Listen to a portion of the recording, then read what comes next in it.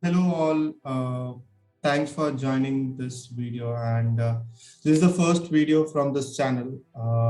Hope you would like and get inspired. The intention of this channel is to spread stories, FROCO, and many such interesting experience from people who are right now working, volunteering, interning, and pro boning in whatever capacity they are connected with development sector. So that's the intention, and I hope you will like the content we'll be putting it over here. This particular season, Milo Asli Hindustan Se is dedicated to all the people who are working in development sector as full-time people, right? And it's a dedication to everyone. Though I might not able to cover everyone who is right now working, but I'll try to bring guests from multiple organizations to share their experience, their journeys and stories. देखते हैं what comes out of it, and I hope this particular conversation ignites some change within you. Really bring my guest for the day. Today I have one of my closest friend in the development sector, right? With a person whom I have shared many of my personal struggles, and to an extent she has mentored me, right? It's not just a friend. So she has helped me, she has inspired me, and the amount of work she is doing is just unbelievable. She brings a good amount of positive energy whenever you meet her. She's currently from Mumbai. She's from an organization which I get inspired a lot, Blue Ribbon Moment in Mumbai. Yeah, here I welcome my guest, my friend, my mentor, Kejal. Hello, Kejal. Hello, thank you. Thank you so much for inviting and the warm welcome. Yeah, how are you, Kejal? How are you doing for the day? I'm well. I'm quite excited to be here. Happy to hear your intent of starting this Milo Asli Hindustan Se. Yeah. The also one disclaimer that the tag Asli Hindustan Se is nowhere connected to religious theory. It's just that I just like that tag, and nowhere it is biased with a particular religion. So please, if you have any such thoughts, feel free to remove them right away.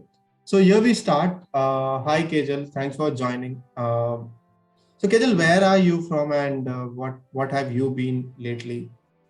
क्या चल रहा है? I'm from Mumbai. I'm right now in Mumbai itself. I work with an organization called as Blue Ribbon Movement, and right now where I am is a lot of change happening with what's happening outside the world and inside me. So that's where I am. Hmm, hmm, hmm. So Kajal, you talk about Mumbai, right? And Mumbai being a financial capital of India, and to many people, it's dream city, right, where dreams come true. Uh, so I'll start that in growing age days. What were your dreams as an individual, right? Um, yeah, I was like a total Bombay girl. Like everything a person in Mumbai like, thinks, dreams, love. Like I feel like Bombay is the best city in the world. Like Marine Drive is the only place to go. So clearly, I was very ambitious. I was very startled with I'm at the right city. I have to do like the right set of things in life. I studied psychology and philosophy. I was in arts and I was all set to do like a career in psychology. I had thought of doing my master's in XYZ college and like then do my PSYD in some other space and like set up my clinic and like that was a long list of things as a checklist. Tick tick tick tick tick was all set as a plan when I was young. I'm still young, but early days. Nice. So as you say, right, you are a proper Mumbai girl, right? And how did your childhood go, right? What's your childhood journey? Mm. So my early childhood was quite moving. तो मेरे mom dad और मैं हम लोग ऐसे started at one part in Mumbai and then we moved to another. So till my second standard, I was just changing schools every year. So every year I would be in a new junior school, and then like KG school, and then like first standard school, like from a convent to a Bengali trust school, to then finally reaching the school then I studied from second standard onwards. And because I belong to my parents come from the Gujarati Kachi Jain community, so they also chose a school which was run by that trust, so safely, like growing with the same set of values was a deep intent for them. So I studied there whole of my schooling, mostly all Kachi Gujarati Jain. So I know like all the dissections of each of the people who come from these places, because that's how I spent most of my schooling days. Um, yeah, and I was very studious, very obedient, like the first benchers jo hote in the school, totally that, totally nerd. I used to get tagged in Facebook post who's the nerd in the class, so they would tag me. Wow. So totally that kind of childhood and schooling approach, that you have to do best, and the way to do best is to study best. Mm-hmm. I can't imagine Kejal being tagged as a nerd. I've never seen that side of apart from few conversations we had. Uh, when was volunteering introduced to you, Kejal, in general? Mm. So a little bit of volunteering for me started with our community work, and by community here I mean like the Gujarati Jain community I belong to. So as a part of that, it was very natural for us to like, we were told since that you have to serve, you have to do, So whenever there are like these big gatherings, religious gatherings, they would invite us, like tell young people to come and like serve there and like help organize things or like coordinate things. So that time I was like a young person, you were like कुछ तो नया करने मिल रहा है, बैठ के aunty के साथ बातचीत नहीं करनी, so whatever you give me I'll do it, like just like get me off here. So that's where I started with basic telling people don't waste food kind of things. And then in school we had something called as road track club and guide. So उसमें थोड़ा service के बारे में बात होती है. So guide is this international social service for girls. So some of those were very very early experiences. I would say I chose intentionally to volunteer only after my school in my 11th standard, when I said that I would like to do more of these things, which I did like little bit here and there, and I joined the organization to start volunteering in their blood camps and like food bank and those kind of activities. Nice, nice, nice. So if I'm not wrong, that volunteering with you started in very initial days, right? Right, even before we knew the meaning of volunteering, or the meaning of volunteering, or the term that this is called volunteering, right? For us, it was Yeah. you're helping someone out there. Uh, so bringing back to the volunteering part, what do you think, or what's your take on essence of volunteering? What's the essence of volunteering? Mm. For me, volunteering is in a word is seva. I think seva captures the right essence of it. Seva would mean anything that you want to offer from yourself, from your side, and you're offering this from a space because you want to offer, not with any strings attaching. If I offer this, I should get this, or I offer this, hence this should happen. So just doing from a deep space of service because you feel you want to do something for something which is just beyond you, something which is for good, something which is for better, something which is connected to a higher intention of sorts to give. So that is what I would term as volunteering. Of course, now the term gets used like anything, but that for me is like seva is like the right essence of volunteering. Mm-hmm. सही है. Volunteering equals to seva, and seva equals to everything what you do. So where did this full-time development sector thought came, or was it a conscious decision, or it was a journey in itself? Mm. I never knew that full-time social sector or development sector is even an option in life.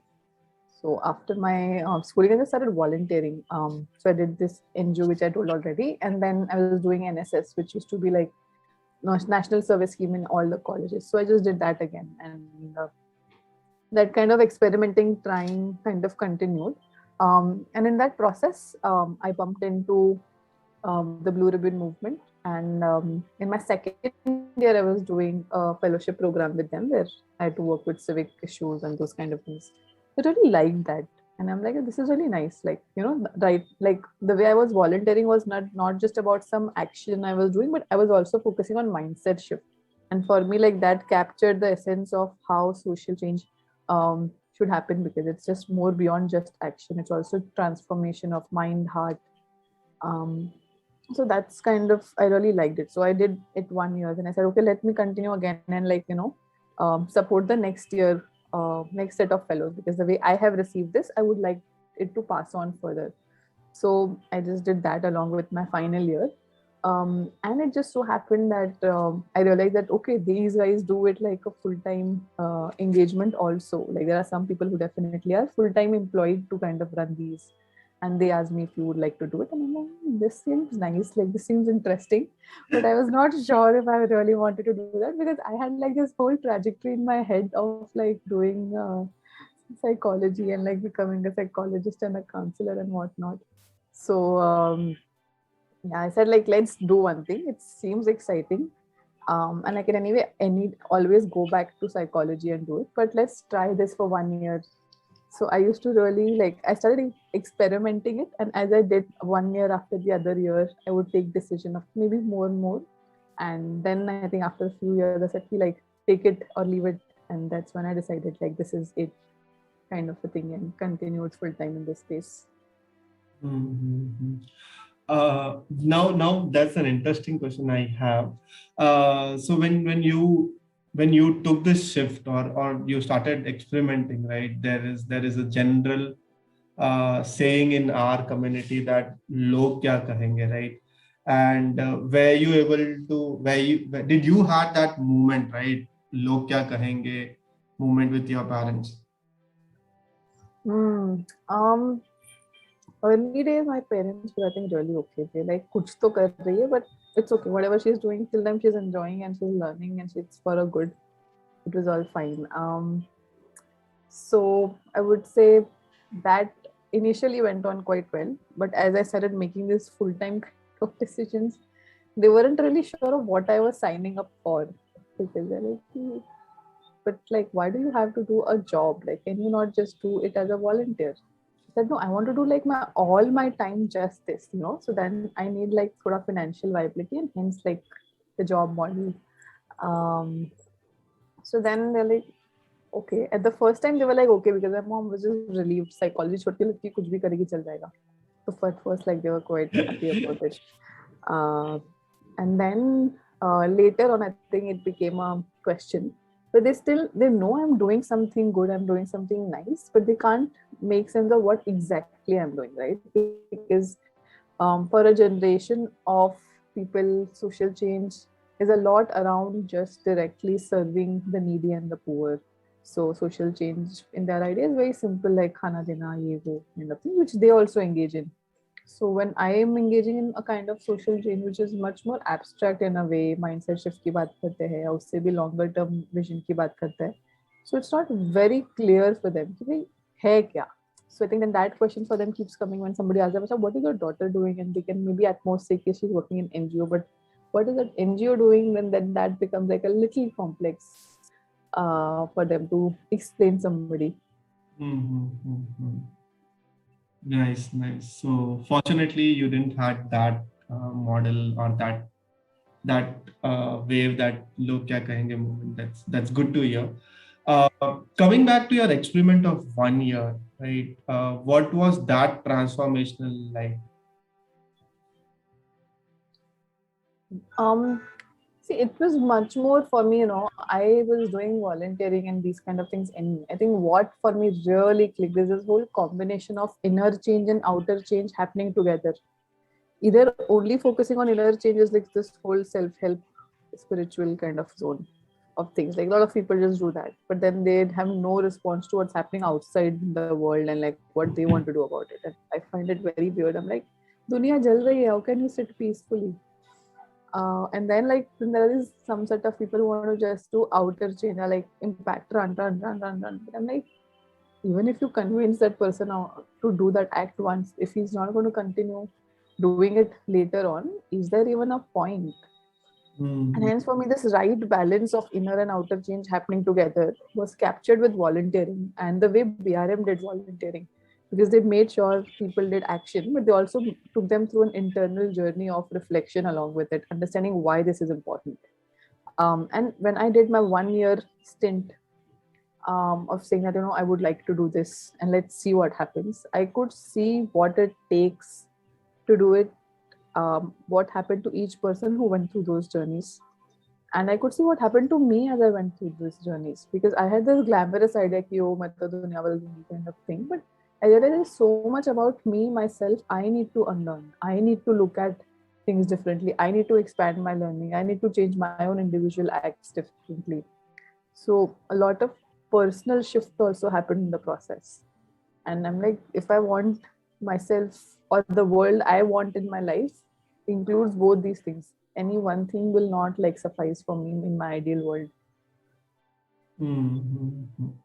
So now that you have started working full time, or to be very honest, part time ish to this particular organization you're working, and when you start introducing yourself to your friends, your family members, relatives, and the very first question, like what I receive is, do you get paid, right? Or is it sufficient that that you're able to run the family?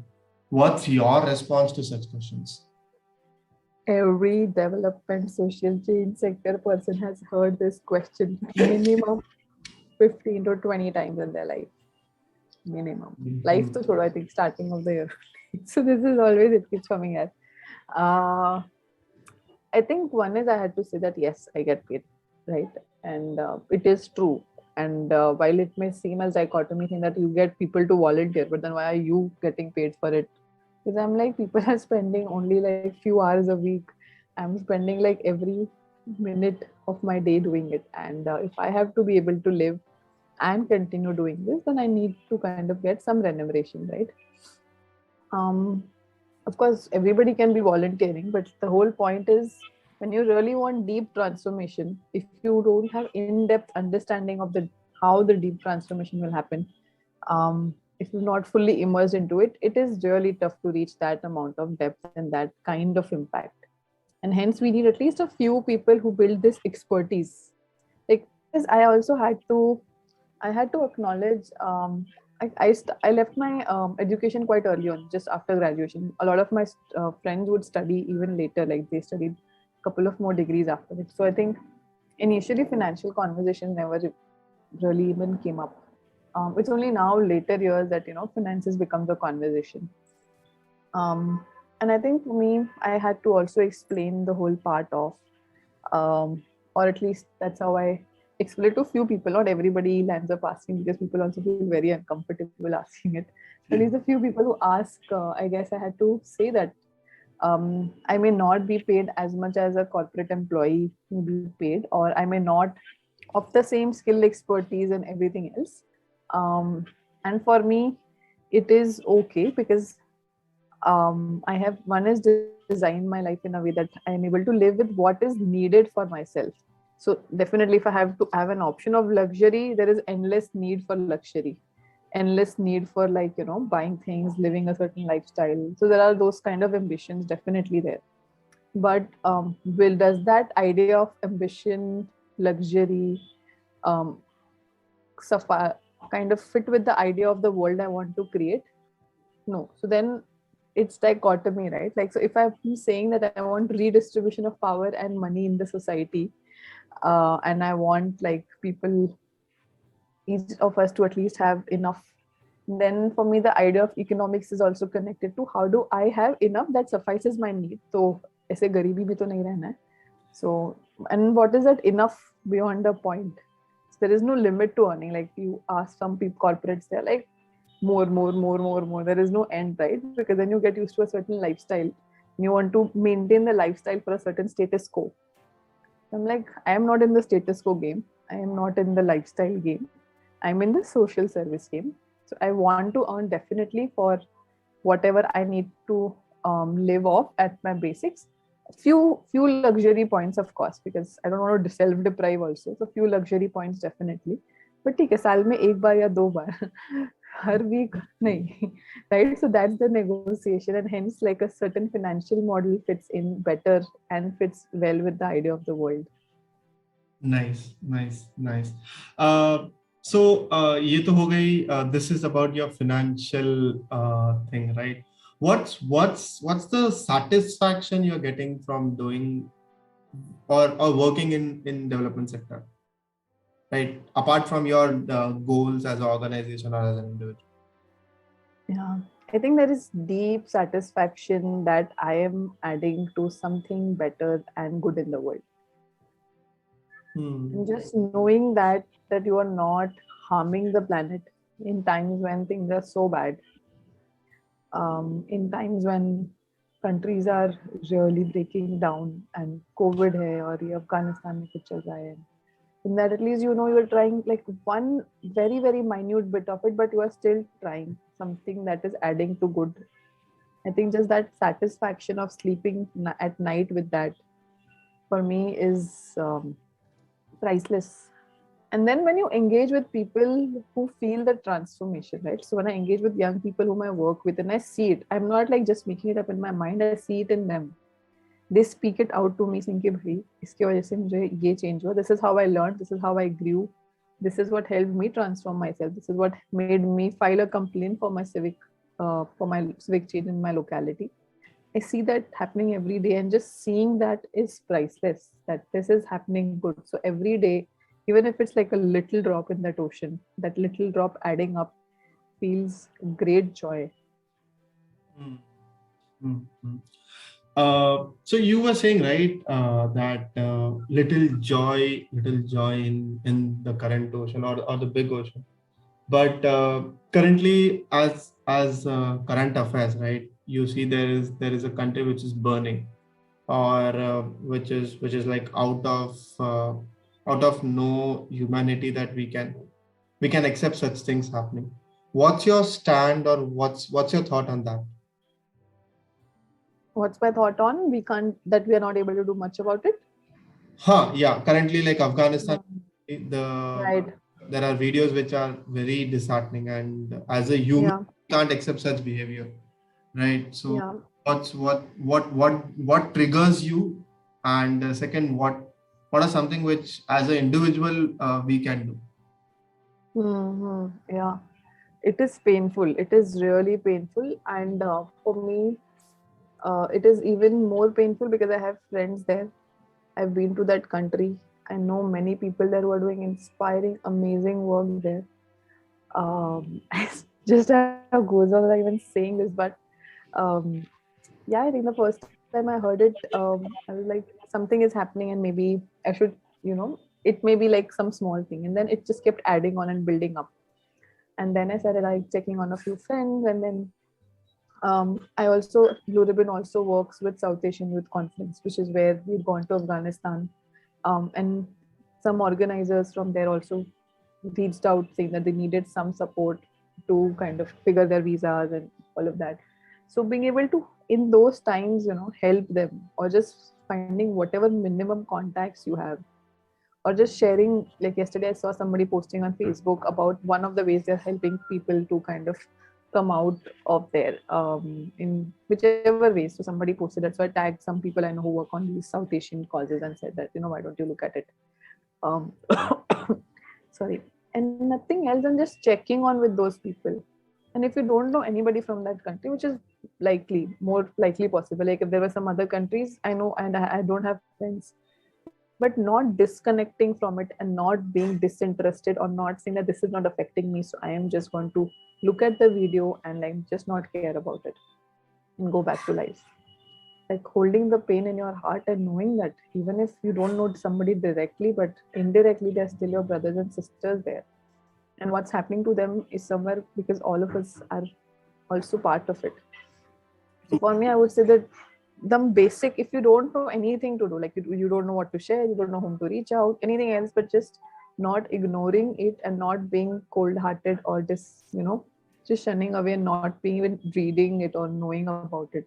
So I would say like feeling connected and feeling the pain for me is the first part. Nice, nice.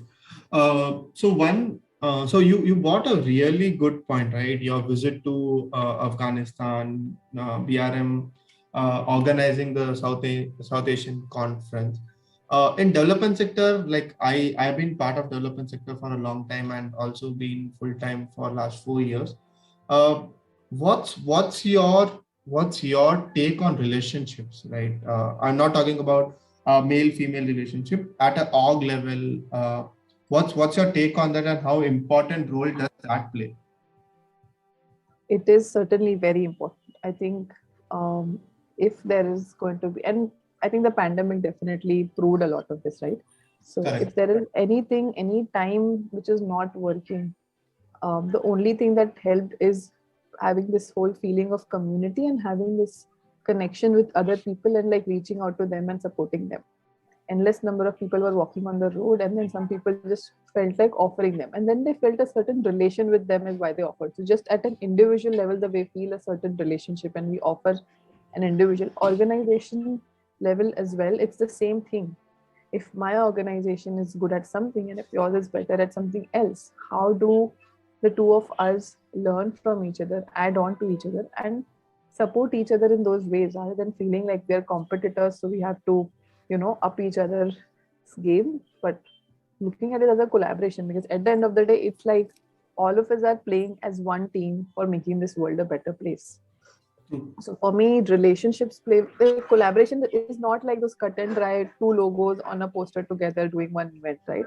Collaboration for me is like deeply building relationship with the person who's doing it, with whom you are trying to do this, and understanding why are we doing this, and in the process of that collaboration, where it may just be a small event, am I able to understand and know the other person and build a relation where even if after some years I have not done anything, I can still reach out and take a call when the right calls comes and say, you know what, I'm doing this, I still need this help, can you do this? And I feel a lot of times in collaborations we don't make the first move of asking and building that relation when we are doing. We just get stuck to task. Collaboration is good, so let's put 10 logos, let's do an event, let's get all checklists done, but we do not focus on the relationship part of it, which is the key part.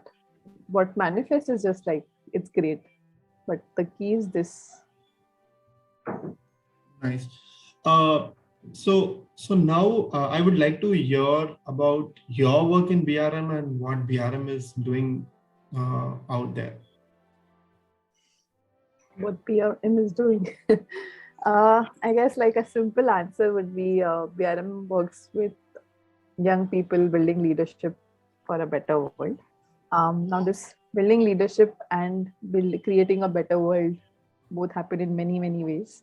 So, one of which I would focus on right now is the civic change work that we do in Mumbai, where young people are invited to participate in small journeys where they can volunteer. And as a part of volunteering, they understand about the civic system of the city, build their relation with the city, be aware about how their contribution to the city can make a difference, and what are tangible ways of filing civic complaints, solving local civic issues, who are the people in the city to reach out to. So we work on this with the Community Connect Challenge, which is a 2 week journey, and Community Connect Fellowship, which is a much more intensive 3 month journey. Both are volunteering in capacity, so you can do it with anything else you're doing in life and if you're in Mumbai. With that, BRM also works on leadership building at the South Asian level with young people, again, youth leaders, which is where I've mentioned about SAYC and all of that. We also do a lot of leadership work, training work for other organizations. And the intent of doing all of this is that we build a longer term movement. So the participants of our civic change program join into a larger movement, which on an ongoing basis connects to other ecosystems, plugs in, partners with them, understands, collaborates, and is on an ongoing journey for social change. And that's where I think I met you, and like the 2069 thing happened, and then everything. Who knew, like with just meeting you, I would be here talking this today. So a lot of those kind of other things. Yeah, yeah. So I'll pause you for a minute, because moving to the role model thing, I would like to bring the 2069 relationship over here. What is 2069, the Youth Fest, and where did that emerge from? So 2069, the Youth Fest is in one line a learning festival for youth and young leaders to come learn together, learn from each other, learn in a way where they can take their leadership and they create their own space, which is a little different from the typical workshops we would go for. You're signed up for a workshop on SDG so and so you have to go attend, come back, and do your project. So, which is important, but we are saying we need also spaces agenda less where we are meeting just to learn from each other's learning and build relationships with each other, which kind of are much more longer term. So this was started by many elders, senior people than us who kind of felt the need of bringing a space where young people lead themselves. They're not empowered, but they're like already self-empowered and they can create the space for themselves. And that was kind of one intent which got the Youth Fest as an idea to be born. And 2069 came with much more focus on the future. So how can we create the future now? So how, rather than saying that, oh, we should build relationships for the future, let's build relationships in the fest. So let's have that space where the fest is designed in a way that we are building relationships. We're trying to imagine what newer ways can be happened. And this kind of um, is brought together by many organizations and many people who kind of really nurture it voluntarily in their own capacities. Participants pay their own money to come for this program. So it's not even like that there is some high funded donor model which is making it happen. So really driven by people, for a future they want to create. Mhm. So everyone who is out there watching this, I hope 2069 is organized soon. Thanks to pandemic, we were not able to meet last year. But yeah, whenever it is, please join us. It's 7 days, nice, fun-loving, open space for all of us to learn, explore, nurture, and build our relationship for the future. So please join whenever you can, or follow us on our page, which is 2069 the Youth Fest. So moving on, Kejal, talking about inspiring people in development sector, who are the people whom you got inspired from, and you would love others to follow their work as well? I got inspired from many many people. I got inspired from and I'm mixing two questions. Okay, I'm also responding to like who I got inspired from as I started, which is very base starting founders of BRM, Abhishek, Akshat, and a lot of the learnings that I had from them. The way I saw them working relentlessly, I'm like, why are you working like this? Like, what is this? So seeing them, a lot of inspiration came in. Seeing stories of many leaders around, seeing also stories of people who really followed their heart and their path. And somehow I get inspired by very old, ancient stories. So as a child, I was like a huge fan with like Gandhi and then Buddha and Mahavir and those kind of things because I loved history. So I would read a lot about them. But also growing up, I would say ideas of Vinoba influence me a lot. A lot of BRM's work is built on Vinoba's idea of building collective consciousness through collective leadership and collective decision-making model, Sarvanamati, which is 100% consent-based model. So a lot of my current inspiration comes from some of these people. And I feel like very tongue-tied, when I'm asked like, who's your role model? I'm like, the role model, it's too soon. I have to define like so many things in just like one person. And like, how is that even possible? But I think since these days I'm focusing a lot on how women engage in leadership roles, how women's way of leadership may actually be different compared to men's way of leading things. And a little bit part of my theory is evolving to saying that we need feminine leadership for the world to transform, because that's what is the response to the patriarchal structures which are inside us. And by feminine, I don't mean only women. By feminine, I mean a much more open, heartfelt way of being a leader, which even a man can be, or people from any other genders also can be.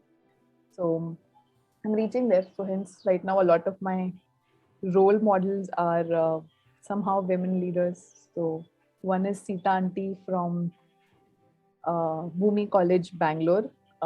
Again, some of these people I've not met a lot, but I've just heard and experienced them a couple of times. And I love the values they hold. And with those values, how they have lived their lives and what they've been able to create in and around them. And the other one is also Anarben. She's part of the Gandhi Ashram ecosystem, and there's a lot of entrepreneurial work of getting women to earn livelihoods and create self-sustaining businesses from a very social orientation. So she's another one. So yeah, I think these two are my current favorites.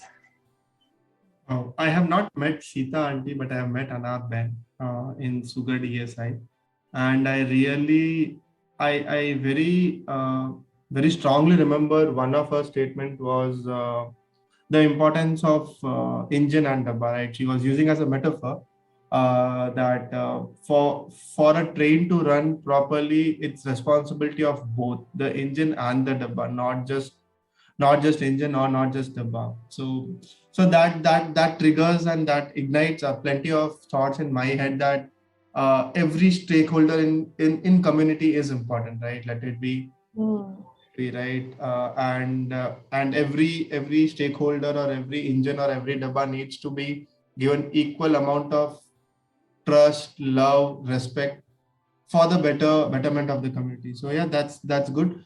People out there, one more shout out to Bhumi College. People from Bangalore and other part of India, you can check Bhumi College. They do a wonderful work on environment, sustainable development, and many such uh, activities. So yeah, please check out Bhumi College. And also there's as Kejal said, right, Anarben, she works in Ahmedabad Gandhi Ashram. If you are in Ahmedabad and if you are visiting Ahmedabad anytime soon, please visit Seva Cafe. That's a wonderful initiative. Uh, you can just go and visit Seva Cafe. You can have a good food, and that's another wonderful initiative you can be part of. So, Kejal, this brings me to the last segment of this particular conversation. This is something which I get fascinated a lot with, right? Is there any what if moment in your life, right? What if this would have happened, or what would that would have happened?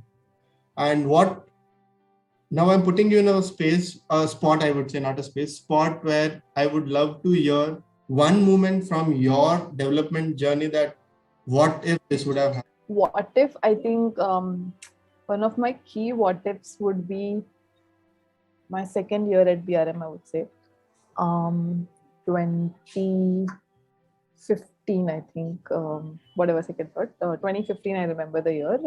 We were doing the third batch of fellowship, and suddenly all our donors plugged out, and that was like a huge reset for us because we were all set to scale and expand and like go to cities, many other cities. So one big what if would be, what if the donor wouldn't have kind of stepped off? Maybe we would be doing like lakhs of people in Mumbai, a few other lakhs in some other cities. So that for me stays like a big what if, and that would have changed how I would look at social change, what would be my values and values and those kind of things. Okay, wonderful. Thanks, Kejal, for your time.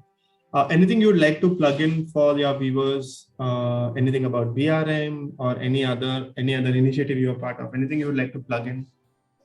Anything I would like to plug in? I think for me, immediately what comes is Akshay is doing amazing work at Bhumi. Please also check out Bhumi. Bhumi has just completed 15 years and they're celebrating and fundraising and supporting many other initiatives. So please do check out.